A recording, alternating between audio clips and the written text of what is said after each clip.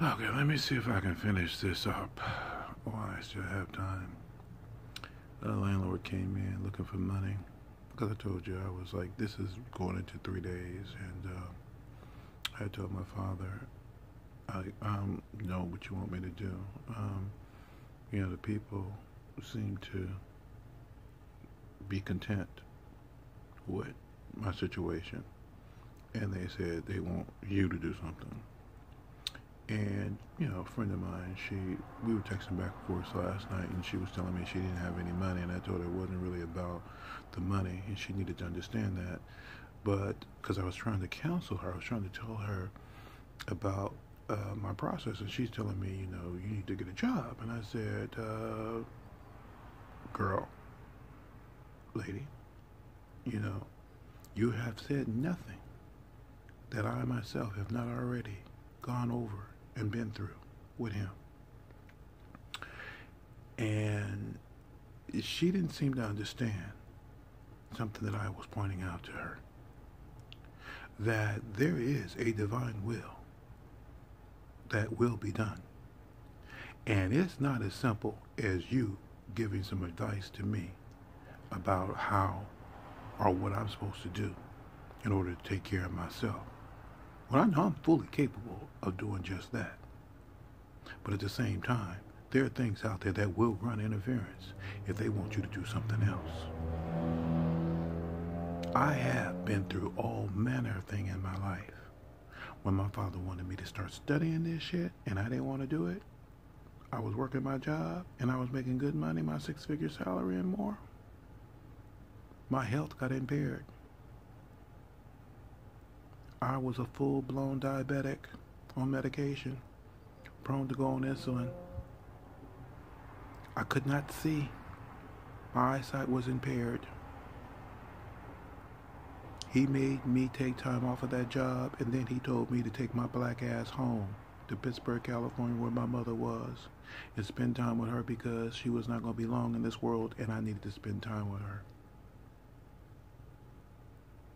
Because he was not going to take her from me without me having spent time with her. Because I loved my mother. And at the same time, he loved my mother and he wanted to make sure she was properly attended to. And my siblings were not doing their job. And they got mad when he took me out of the equation because they had to do all the fucking work that they weren't doing anyway. They wanted to blame me for what they were failing to do, as if I did not see it. And they got nervous every time I was around because they didn't know what I knew, and I knew quite a bit. Because he had already told me what was going to go down in my own damn family. Now, what I was trying to point out before, when I got interrupted because this landlord came around sniffing for money, because the devil's always looking for money. And that's your Achilles heel, because you all need money now. And my father knows it. You're losing your homes. You can't feed your kids. You can't feed your animals. You can't take care of yourself. You got all these GoFundMe accounts going. You got medical bills up to yin yang. You got all kind of shit going on. So it ain't really about you paying my rent, is it now? It's about the fact that you got all these other people and all these other causes you got to attend to, as well as government corruption and cost overruns and everything else, as you call yourself being good and kind people, pointing out corruption everywhere but in your own damn house.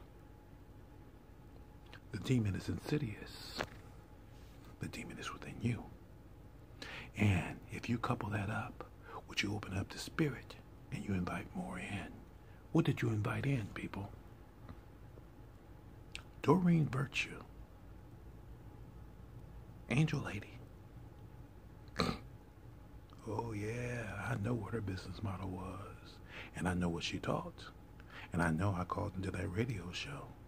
And I know that the man who answered the phone, who was a producer, told me straight up that Doreen didn't answer a certain question that I asked, which I had taken her class, and she said that the question I asked was one of the 3 that are always asked and were given to answer. But that motherfucker told me she didn't answer that question. Now you can ask, do the angels have a message for you? And I said, okay, put me down for that. And then, of course, she didn't bring me on air. She did not take my call. Why? Because there was no message from an angel she was consorting with for me.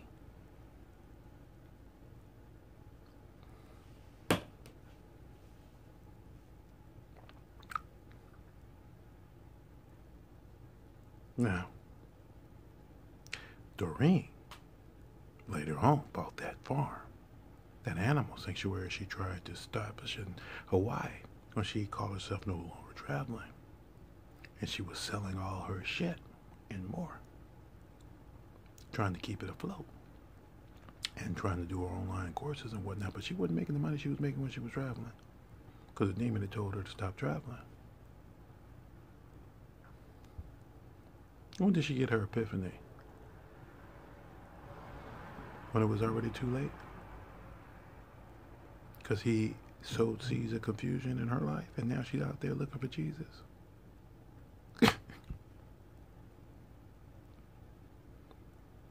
Now, when she recorded that recording, that reading that she did, it was a 3-card spread. This is for you, Lori Bell Lipton. When she recorded that reading, and she talked about these pigs that came to her sanctuary because they knew they would be safe there. And I know it's in the Bible that Christ drove some demons into some pigs. Because I was there. That was him. Cast them out of a man, put them in the pigs, and the pigs went and drowned themselves in the water. She's on an island in the water, surrounded by water, and the pigs are there. How they got there, who knows? But the thing is, energy, spirit is eternal. And symbolic too. Literally and figuratively. And them pigs came to her. She talked about it on the recording. And it was not long after that, I would say within a year's time, that she flipped. And you and your girlfriend sitting there talking about how she now done lied to y'all. And y'all believed in her. The demon is confusion.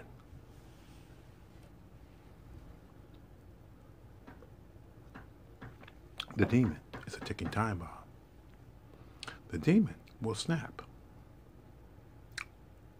People that you know that are one way one day, the next day, shit, maybe not even a day, an hour later, will wig out. And you said, I never saw it coming. Why? Because they're in your psyche, which you've polluted with that, because you opened up to it as a channel. If you don't cast that shit out, that shit has access to whatever it is that is now comprised of what you believe in, as well as your reality. Because they augment thoughts. Just like drugs augment thoughts and perception. That's why you don't open yourself up to spirit, because you don't know what you open yourself up to. Now, in a world where we're spiritual beings and we're prone to be exposed to spirits all the time, it's best you always test the spirits, and whatever you do is don't ask them to provide you with anything financial as proof positive that they are who they are, because that's easy to do, including bringing somebody to you who will cut you a check for the use of your gift. Understand that man in the Bible who came to the disciples, who had many spiritual gifts, but he did not know how to do what they were doing in ways of healing. And he said, I will pay you to teach me. And they said, this is not for sale. And that man, with all his spiritual gifts like you, had to go away unfulfilled. Okay, well, I'll get back to you later with more information, but that's where we're at now. I have a new roommate coming in, Well, he's not new. He's been here before. But I think he's checking in now. And I'm through talking to y'all. Have a good night.